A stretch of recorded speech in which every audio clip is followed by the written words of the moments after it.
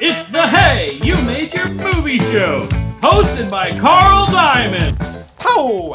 Hey, cinephiles and filmmakers, and welcome to another episode of the Hey, You Made Your Movie Show, with me, your host, Carl Diamond. And on today's episode, I had the opportunity to speak with the one, the only, Ryan McDonald, a filmmaker out of Utah, who made his debut feature on a smartphone. This is also the first episode that we have a paid sponsorship. Check it out later on in the episode. Before I roll the trailer, I want to let you guys know that Ryan cut this trailer just for us. There wasn't a trailer until this episode. I asked him, hey Ryan, we need a trailer, and he said, okay.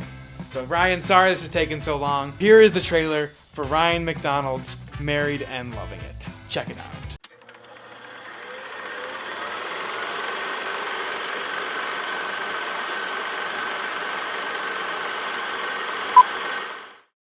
You voted for the pussy grabber, didn't you? Now slow down. Who the fuck did you vote for? Slow down. Gathering pieces, I've lost my home. Tell me about the time you first saw I'm me. a mess, you said already know it's the set story. in stone. Yeah, but I like to hear you tell me. All of this residue And then there you were. of who I You turned was around, with you. smiled right at me. You always What were you had thinking? a way It was with like me. you saw right through me. Oh, fuck you!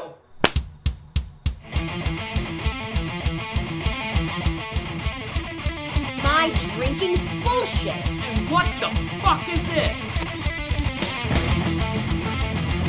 There it is. Treating me like I'm fucking stupid. Just because a bitch is in my peripheral, it doesn't mean my tongue is up her ass. You just want your milk cold. You think you're real fucking cute, don't you? Holy fuck! It's the Jesus butt! You voted for the pussy grabber, didn't you? You have completely lost touch with reality. Oh, fuck you.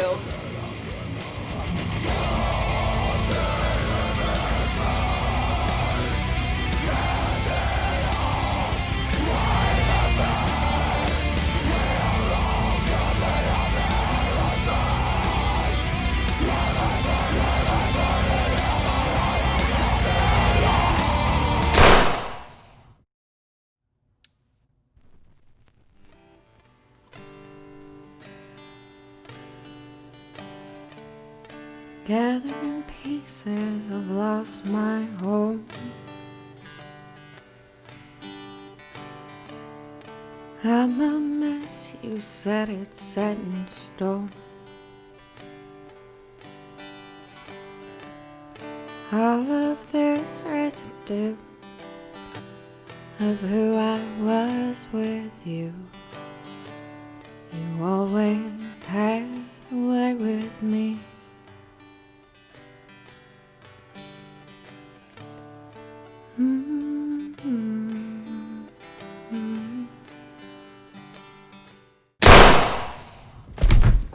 Happy anniversary. Because I was about to tell you and your freedom-fighting art group and the independent asshole filmmakers making an indie film on an iPhone to go butt-fuck the dinosaur that Jesus rode in on.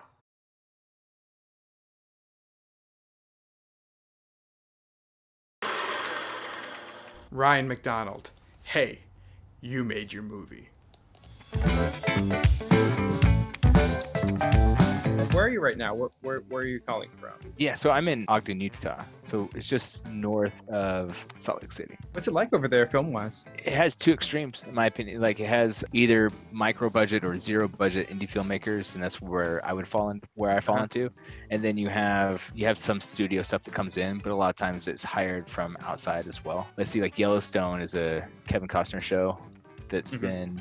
Then they were filming down like in our downtown Main Street area. I'm not on that show though or anything. You know, they bring in their own crew and things. So You'd think that you'd want to save money by just having everyone be local. there's a vast number of film locations in Utah that you use quite a bit, but that could put you all over the map in Utah, depending on. So I don't think there's enough. You know, if I wanted to do it full time, where I was just a crew hand and whatnot, I could be I might spend 3 months in St. George, which is like southern Utah, before I come back to like northern Utah, which is where I live. And so, there's not enough work in one town. In a sense, it's just the state. And so if you were to do it full time, I think they might work for a few months, but then you're out for, I don't know, however long. I mainly started out wanting to be just a director. And I was doing directing and acting. I mean, when I was like in high school, I saw myself as both. Then for a little while, because I was having like my buddies help me who did not necessarily have film interest. And so I wanted the image to look better. And so I stopped being in front of the camera and started being behind it. And then I eventually went to film school to live in Orlando. So I went to the University of Central Florida and graduated a film degree from there. And then I came back to Utah, which is where I'm from, and connected with my other film friends, now a producer on the film and also my first AD, Jason White. He's been a longtime friend of mine, and he was getting his master's in English. And so he was showing me these short stories that he had. And I was like, we can make movies. I mean, we have the tools. Now we have the talent. So somehow I got roped back into acting. And so instead of putting out casting calls and such, we would do a short film for like a horror festival that was in Salt Lake. And we'd just be like, well, they would just go like, well, let's just have Ryan do it. Yeah, so I kind of do a little bit of everything. But I've produced movies, I've written movies. I wrote this movie, Married and Loving It. So the director of Mission Impossible, I think it's 6. He did 5 and 6. Now he's doing 7 and 8. He also was the writer for Usual Suspects. Oh, McQuarrie? Yeah, and I read a thing with him saying, after he'd won the Oscar for Usual Suspects, but he still couldn't get it like a writing gig. And he's like, eventually you have to move out of that spot and, and learn something else as far as like, how do you get your writing to the screen? Figure, so you might have to be, if you're just like, well, I'm just a writer, well, then be a director, like figure it out. I've been listening a lot to, I do the masterclass stuff online as well. I don't know if you've... I've heard of that. How is that? I've always been tempted, Yeah, it's really cool. I've watched Spike Lee's so far, plowing through Werner Herzog right now. Oh man. And like Herzog is like, he'll even say he's like you only need 2 people. He's like, at the end of the day, he's like, it's me and the sound guy, and if that's what you need, then that's what you do. And he's so about like 2-3 people. That's a lesson for everybody, because I feel like a lot of filmmakers, either you are too stripped back and you can't do everything at once and quality suffers, but then some filmmakers like, I gotta have someone do this, I gotta someone do that. I can't do more than one thing, and then you never make anything because no one wants to work with you because you have experience. Yeah, I see sometimes a lot of people who are trying to make a movie that replicates a Hollywood movie, but at our level. And to me, you should just make the movie that you can make at our level. Or when I say our, I'm not necessarily trying to include me. I mean, I shoot on a lot of DSLRs, and the level is the level. You can shoot a really fun black and white film, and not have to worry about color, 8-bit, 10-bit processing or any of that. Yeah. Well, that's what Chris Nolan, his first film, Following, is shot black and white purposely so he didn't have to worry about color. It's amazing how the old guys, like all the masters right now, Nolan, Aronofsky, Kevin Smith, all those guys, they all shot in black and white because they had to, because color was too expensive and you don't want to worry about color. And those movies, people talk about those movies to this day. People still talk about Clerks. People still talk about Following and High. So I feel like when we left film and we went to digital, a lot of the stuff that held us in place or made us think outside the box, made us think differently or puzzle solve, was taken away because digital is so easy to use. Relatively, there's other things you have to worry about, but you don't have to worry about film stock. Speaking of digital, now cell phones are powerful enough to you can shoot a movie on it and have it look decent. That's what you did with your film. It's Married and Loving It. Correct. Yeah. Okay. Good. I remember the title, but then I'm also mixing up with Dracula Dead and Loving It.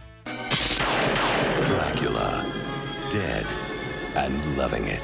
That was part of it. That was you were the one person who I've spoken to that caught that aspect of it. I love that movie. Without me having to like kind of throw it in there, and then there'll be kind of confused faces. Like there's a Mel Brooks movie called Dracula Dead and Loving It. It's like, it's a cynical title. Sometimes I tell people it's called Married and Loving It, and they kind of get this like, oh, it's like a drama about people who like being married. You voted for the pussy grabber, didn't you? Now slow down. It's like, that's not the way I took from it, but You're taking so. death and swapping death for marriage as a symbol. Yeah. How did this film, Married and Loving It, come about? I'd already written a few screenplays, and I was looking at, there were short screenplays. I'd finished a feature film screenplay, but I was looking for something that I could do more so on the cheap.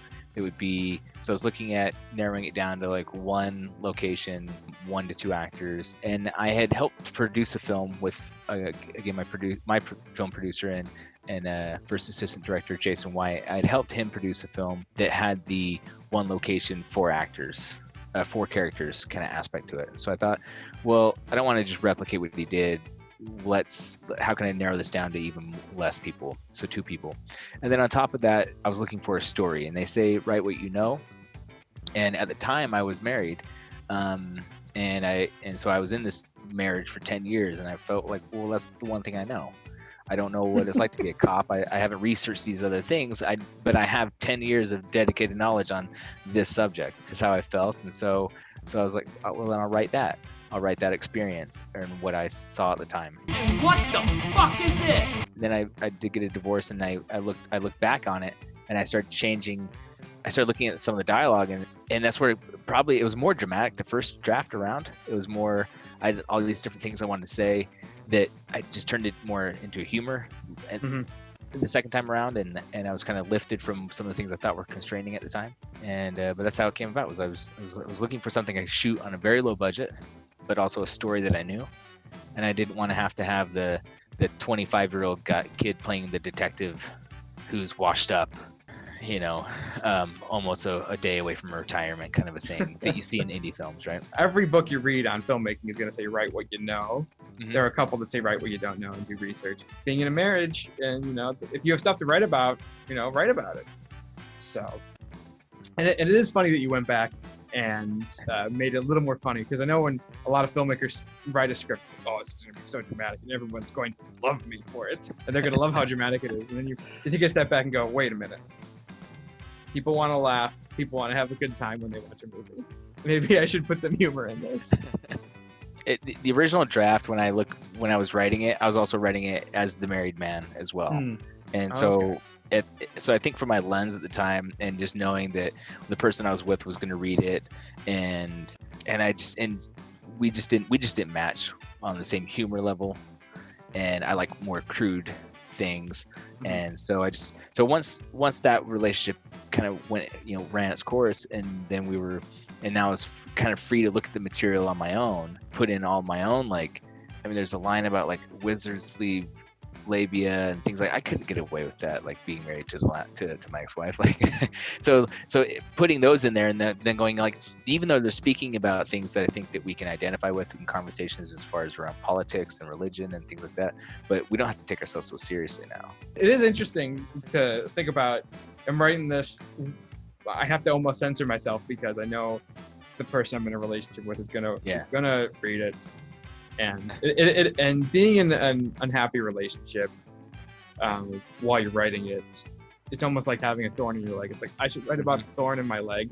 Oh, it hurts a lot, but maybe the thorn's not going to like knowing that how much it hurts. But it took the thorn out of your leg. Okay, now I can talk about it in a more exaggerated way. Mm-hmm. Yeah. Exactly. We're healing, it's the healing process. Yeah. And there's a line in the movie I say, so what do couples do that are in this type of relationship? And I think the wife responds, well, they just stay in these relationships and have kids. And I wrote that in the hindsight, looking at when I originally wrote the movie, and in my mind I was like, well, this is how marriage is. This is everybody's marriage, and this is okay. And then looking at it later, and going like, that is not okay. But I'll write it as, well, fucked up people stay in fucked up relationships. So here we go. Yeah, it was a couple things. My producer Jason White, he was telling me, he was like, this is the year we're gonna make your movie. We got to make your feature film. And so there was that piece, and then my other producer, Brandy Rich, I spoke with her, and I was like, this year I want to make my feature film. And it had been one of the things that was a hindrance in my previous relationship as far as being able to get out there and actually make these movies take that time. I had a good support structure. I had 2 people very close to me in my life who said, we got to do this. This is your movie. And when I said that I wanted to make it, they didn't ask. They didn't give me, I don't just know when we're going to find the time. Idea. Like, awesome, let's go. And so it just seemed, so I was finally at the right moment. I had a script that I was ready to go with. I had a, very limited budget, but I at least had something out of pocket that we could work with. And then just a support system saying like, no, this year we're doing your movie. It's beautiful when you find the people that'll say yes to your projects, and you surround yourself with those people, and there's no negativity, and there's no, oh, I don't know if we can do this, or oh man, we're over our heads. What are we doing? But I saw Kevin Smith a few years ago, and he came to Salt Lake, and I went to one of his events, and he had said at the time, he's like, you guys surround yourself with yes people. You want people who are going to say, or no, it wasn't yes people. It was why not? You don't want people who say why. And why not? Because it's like, I'm going to make a movie. And it's like, why? But when you say, should I make a movie? And they go, why not? Like, that's the people you want around you. And so I had my why not people. Like, why not do it? So we went forward. That's beautiful. The why not people. You need to surround yourself with those people because they're risk takers. They're people who, making a film is stressful, and it's really, it makes no sense to go into and make a movie. Something that's going to take your time and might not make any money, and no one's going to see it, and you might make mistakes. And you're going to be stressed out the entire time. You won't really realize how much fun you had until the day's over. Those kind of things. Yeah. It'll age you 10 years by the time you're done. Yeah. Did you always want to shoot on the iPhone 6S? Was that just something where it's like, we're gonna make this movie because we can shoot on the iPhone 6S, or was it one of those things where you're like, okay, so we're gonna make this movie, what cameras can we use? So we shot the movie in 2018. We didn't finish it until 2019. Now we're in the festivals for 2020. But it was about 2013, I think. I had another short film idea that I'd written a small idea. I gave it to someone else, and my stipulant is when you go to make this, we got to shoot it on a phone. And I wanted to see like what we could do with the phone. I thought at the time I was like, by the time we're writing screenplays on our tablets and we're doing all our storyboards on our tablets and things, I was like, what if we just did the whole thing on a phone? And we still haven't done that yet because I still use a lot of paper.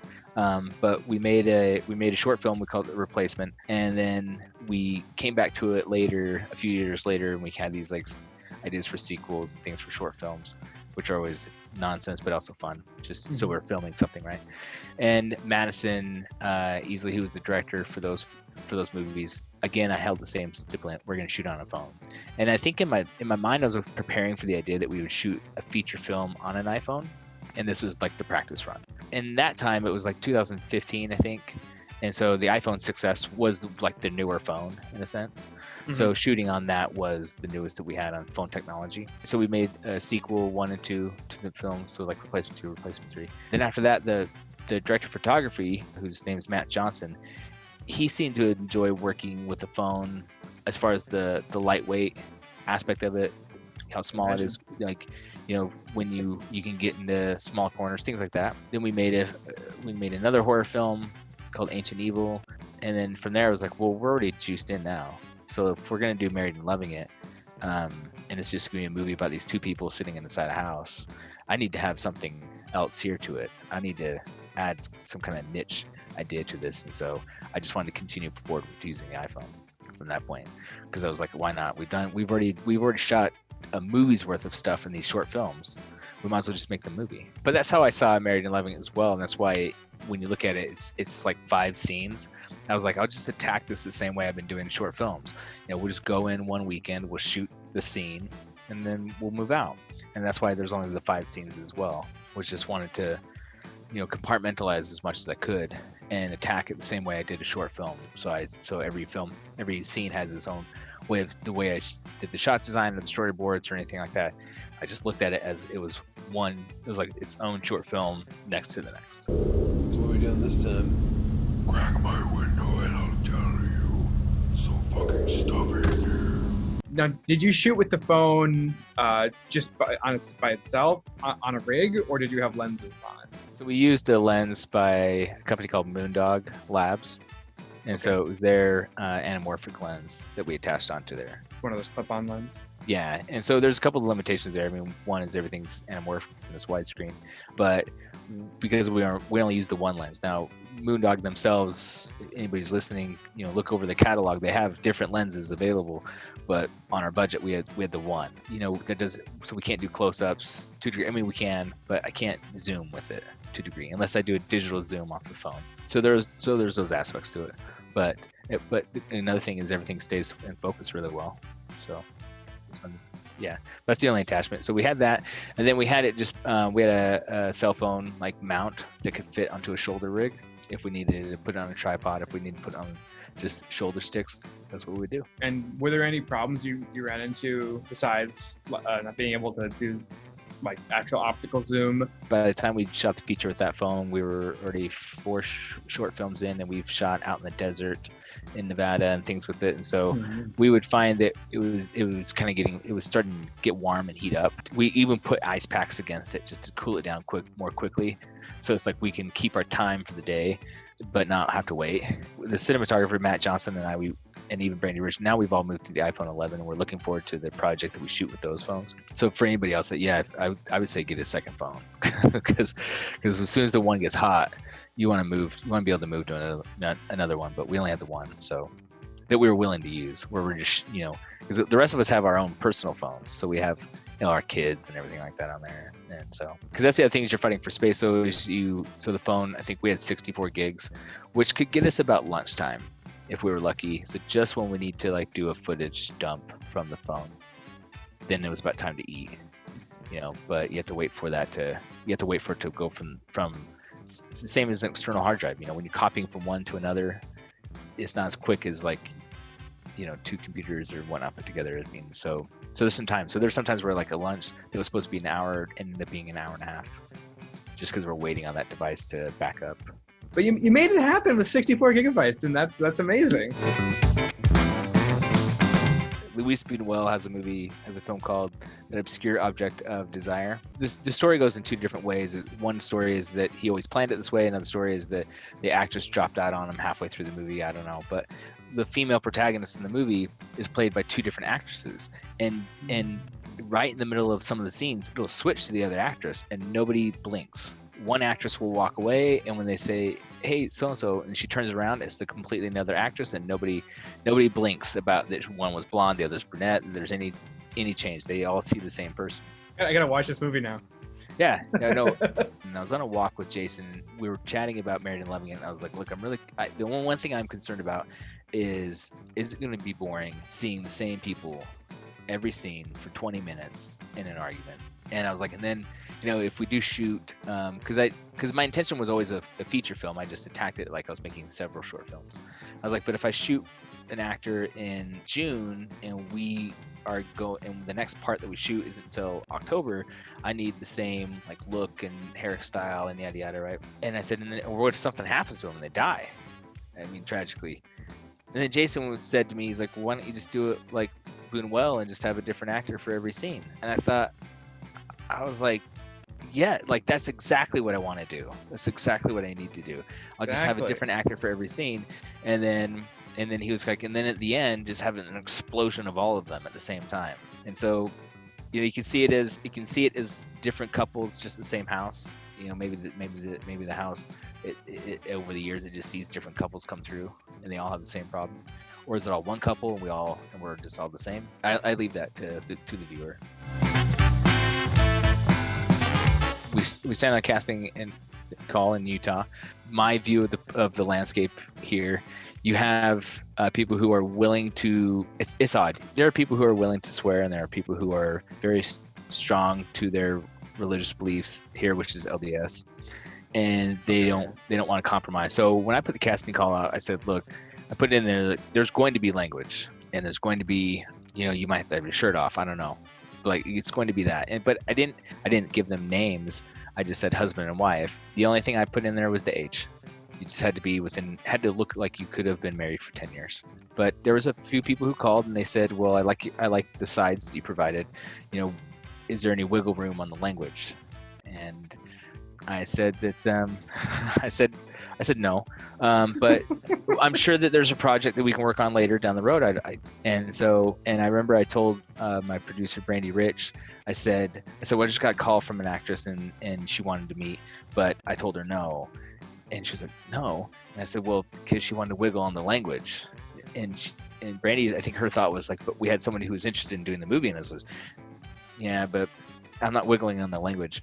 And then we would do a casting call. Again, we live in the state that I'm in, Utah, very, very LDS in certain areas. And and nothing against them, but when we are making a rated R movie, certain people just don't know how to swear.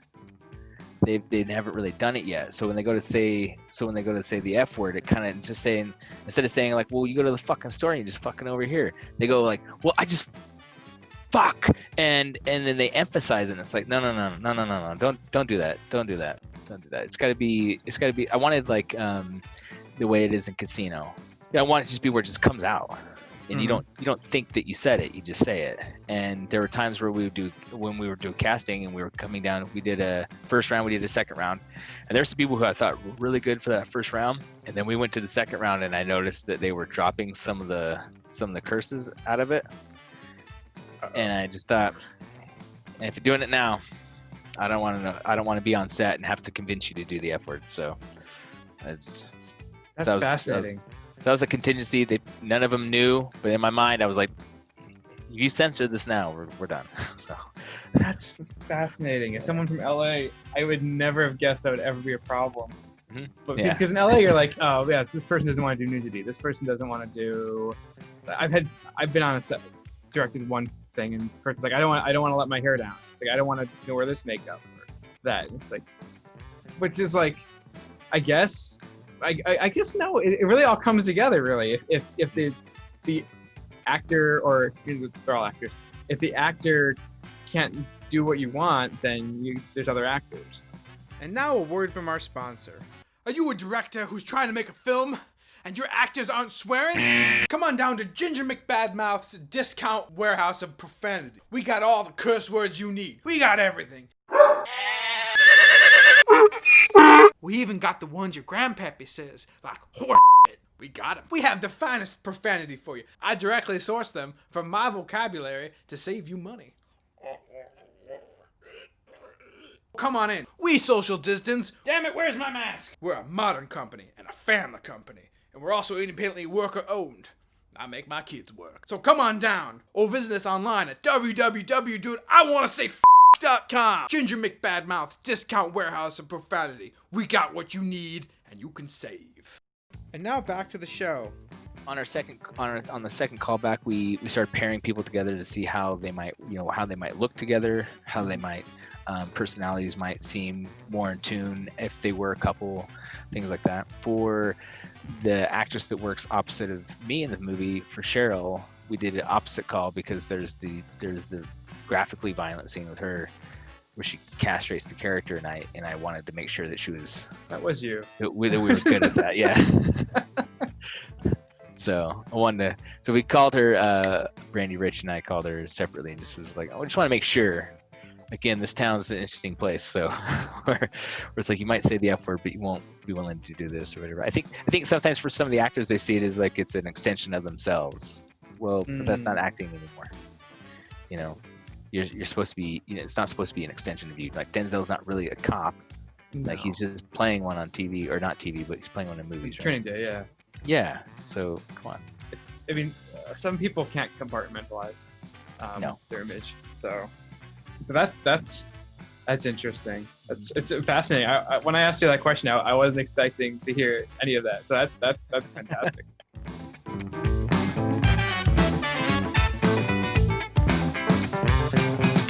So I hadn't directed anything in a while. I'd been acting in Matt Johnson, who's the DP. I acted in a few of his films, and Jason White. And so now I was back in that seat again. The scenes that I'm acting in, I have Jason White as my first AC, so he's going to call the action, things like that. There's kind of a running gag with my friends, Matt and Brandy and Jason, that I'm not really good at. I wasn't great at memorizing dialogue, and here I am with all these dialogue pieces and whatnot. Sure enough, we go to do my movie, and now I don't know all the dialogue. So we're struggling to get this take, and it's the scene. It's before I call the wife a cunt, and it's right before that. So we're doing what we call it. I feel. It's like I feel like you do this, and she's like, and I feel like you're not this. And so I wanted it to be one take. But I couldn't do the one take part. Cheryl, the actress who was playing opposite me, she was fine. And so I come in and I'm doing this thing where I'm using my hands a lot because I was like, I feel like you, and I got like 4 pages in. I mean, I was like, oh, we're almost here. We're almost at the end. And then Jason, who was the first aid, I kept saying AC, their first AD. He just like randomly just like cut. And I was like, dude, I was almost there, man. I was almost at the end of that shot. He's just like, cut. He's like, I don't know what you're doing with your hands, but it looks like shit. And so I was like, thank God he was there to tell you. Yeah, but he didn't like come up to me and like, hey, whisper. He like said it in front of. Oh God. We don't have a large crew. I mean, we have like, depending on the day, we have like five to 6 people. You can't just said it out loud. But of course, everybody is. We've spent countless hours together, personally, and then making movies and whatnot. So I mean, it was an open forum. But at the time, from my perspective, you just yelled cut when I almost got to the end of the page. From his perspective, it doesn't matter because it looked like junk. And so there was a moment, and that was day 1. And so we were kind of riffing for a minute because I was like, God damn, Jason said cut, and I was almost done with the thing. But the problem was I didn't have the lines. So part of the own struggle was my own fault.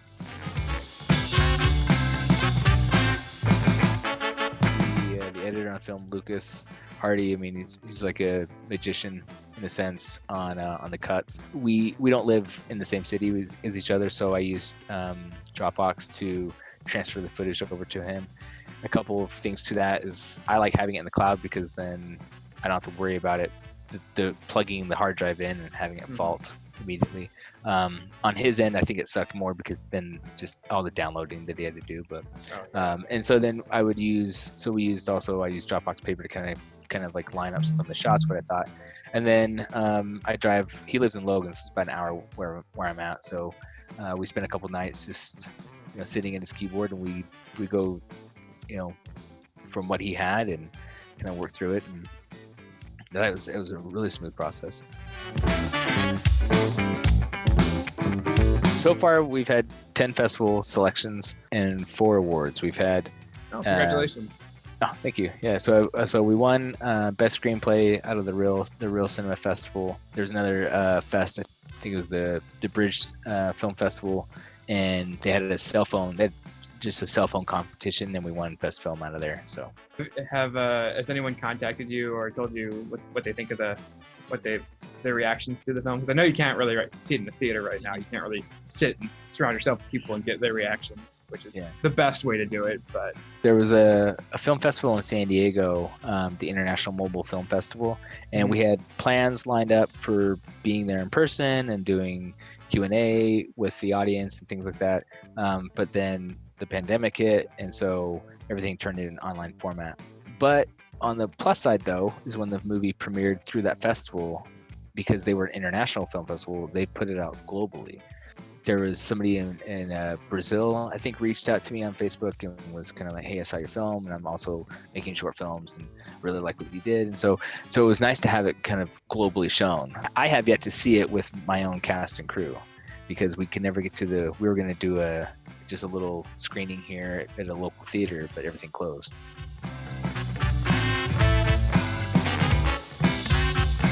So everything has like the reality, and then there's also the exaggeration. There's a line from the wife where she wakes up and she's like, man, I really had this like hot, steamy sex dream. And the husband's like, oh, really? Like thinking naturally he would have been in that dream if she's going to say it out loud. If you're going to say it out loud, it better have me in it, right? And then it's like, yeah, it's with Matthew McConaughey. I was like, the fuck? So that's true. I know a lot of artists who have experienced this next piece, and this happened to me a lot. And it's the part where it's the Jesus painting, The Jesus riding a dinosaur. Yeah, and it's the idea that it's like, God forbid we like defame said Jesus on painting by any means or make any offensive joke. That's me, that's my voice, and I feel like I've met a lot of other artists over the years who they were married at one point and then they got divorced, and I feel like there's at some point that was a piece of it that was like they're just there to censor or block your art. And it's not all just my relationship. I had my best friend, his ex-wife is best friends with my ex-wife, so we were always hanging out as a collective group for many years. And so there's pieces that I pull, and not everything that the husband say is something that was mine. I sometimes give those pieces over to the wife. I tried to interbalance it a little bit. You got to chop it up, and you know. Yeah, and then other things I tried to digest in there, so I'm not just attacking the wife. I mean, there's things like in the movie, the wife complains about the husband going into the store. He's gone for like 4 hours. And he only comes back with like 6 of the items that were on the list. That's the shit I do. Like, you can give me a shopping list of 10 things, and I'll be back. I'll have 12, but only 5 that were on your original list. And I don't know why. I just get so squirreled when I get into a grocery store. I get so sidetracked, and it takes me like an hour and a half. So there's pieces that I'm throwing against my own self in that sense. And the people who know me, which are really, at the time, I was kind of like, it'd be nice if this hit a broad audience. I was lucky to have it in a festival that showed globally on that weekend. But at the end of the day, I was like, if only we saw this, at least you guys would know who we're talking about. I had in my mind imagined, so I'm 36 now, and I shot my film when I was 34. And I remember being 20 thinking, well, I'm going to make a feature film by like, 22, 23. I was looking at like Spielberg and Jaws in a sense. So I wasn't thinking about it in like I'm thinking like Michael Mann, who, his masterpiece being Heat. I mean, he didn't make that until he was like 45, 46 or whatever. So I'm like, kind of like, okay, there's some time, right? So I'd say, but, I think not just myself, but every filmmaker, a lot of people look up to, they'll always say like, just go do it. Find your hub, wherever local city that you're at, go on Facebook, see, type in your city name and then put film right behind it and see if there's a group or something like that pops up, because you need the people who are also interested in film. And the people's names who I've mentioned, they're not only my friends and my family, but they're interested in movies too. I didn't have to convince them to come to a movie that they weren't interested in making. When you need to network with people who want to do indie film at the same time and with you. And then I'm fortunate enough to have found those people. To cap on that, I also budgeted for film festivals, like budget for the end all the way. If you're a micro budget to no budget filmmaker, the advice that was provided for me when I was going through film school was, make your budget your aesthetic. Don't write in school bus going off the bridge, burning and all that other stuff. You don't have the money for that. Yeah, my top films are Casino by Scorsese. So Scorsese, but I hate when I say, when it's like, who's your favorite directors? I'm like, Scorsese and Tarantino. And it's like, that's everybody's. You like film student. Yeah. It's like, how generic are you? Yeah. It's like when you're speaking to somebody and they're kind of like, I had I used to know an acquaintance who was like, oh, I love foreign film too. And it's like, yeah, really? And they're like, oh yeah, man, Godard. And it's like, man, everybody, when you're speaking about foreign film, is Godard. Everything is breathless. Okay, like get down into the weeds with me. Like, don't just watch their number one. Watch the stuff that nobody saw. Yeah, where's Alphaville? Where's Man Bites Dog? Where's, Man Bites Dog. God, yes.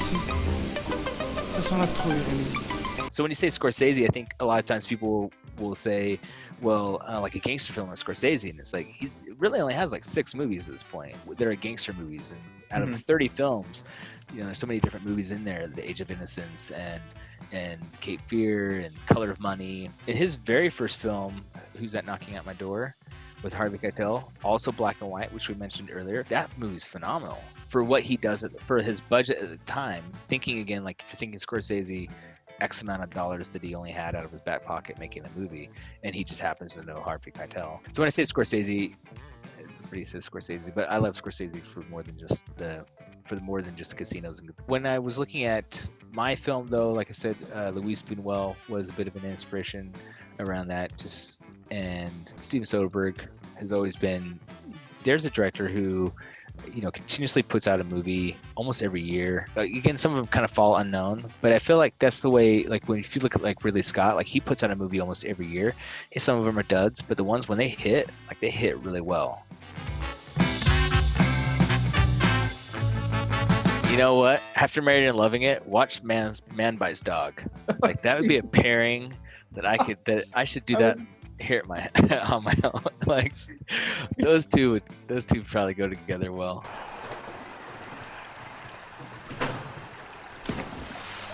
This is a personal story. Jason White and I were doing a movie night.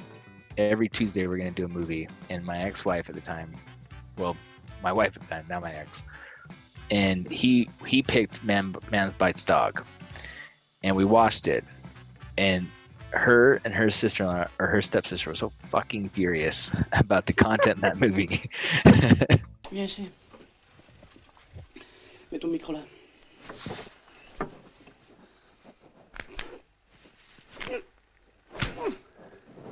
Ça c'est de moi. C'est pas le gros noir ça. And then and furious with him, and then when I went, well, I liked it, it just threw me into it as well. Oh, so that's the end. And so so when you come all the way around, you're like, well, Married and Loving It, and then that movie next to each other. Nobody else will understand that unless, if you heard me tell the story, then great. But for me, like those two pieces, yeah. I think we're gonna get people to watch Man Bites Dog now. Right now, if people wanted to watch Married and Loving It, is there any place we can watch it?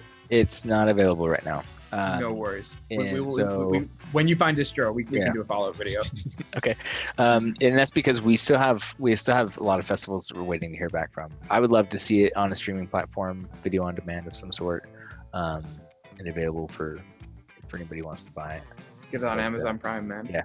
That's my goal, is to, if I can have it on Amazon Prime. For me, when you make a movie for $5,000 out of your back pocket, like just being there is the win. Around all the people we spoke about, the why nots, for those people who are like, why? It's like, well, go on Amazon. So Ryan, where can we find you online? You can follow Married and Loving It, the feature film, on Instagram. I'm also on Instagram as well, under my name, Ryan McDonald. The crew that I typically work with, we consolidated together, are the New Ogden Cinema. You can find us on Facebook or on Instagram. Follow us there. Brandy Rich, who is also I spoke of a short film series that we had done called Ancient Evil.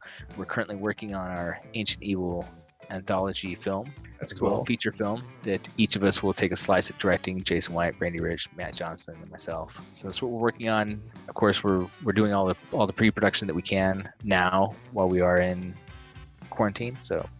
Or social distancing, however. Film never stops, man. All right. So the man is Ryan McDonald, and the film is Married and Loving It. Right now, it's not available on streaming, but as soon as it's available, we will plug it. Ryan, it's been great talking to you, man. You as well, dude. Yeah, you as well. Yeah. Let me know if you want to chat about movies, man. I'm always down. So. If you want to check out Ryan's work, as well as the films that he recommended, like Man Bites Dog, and also the films made by his crew, the links are below. Have you followed us yet? Like and subscribe. You don't even have to watch the episodes. Just let YouTube know that you like us and you support indie film. Are you a filmmaker who recently put out their project, feature or short, and you want to talk about it? Email me at heyyoumadeyourmovie@gmail.com. Put your name, title of your film, and a link to where I can watch it. And who knows, I might get back to you and have you on the show. So for the Hey You Made Your Movie show, I'm Carl Diamond. And until next time, keep making movies, keep writing scripts, keep networking, keep the dream alive. I can't wait to see all the films you're going to make, but first, you have to make them. And I know the pandemic sucks, but you gotta keep doing it. You can't stop.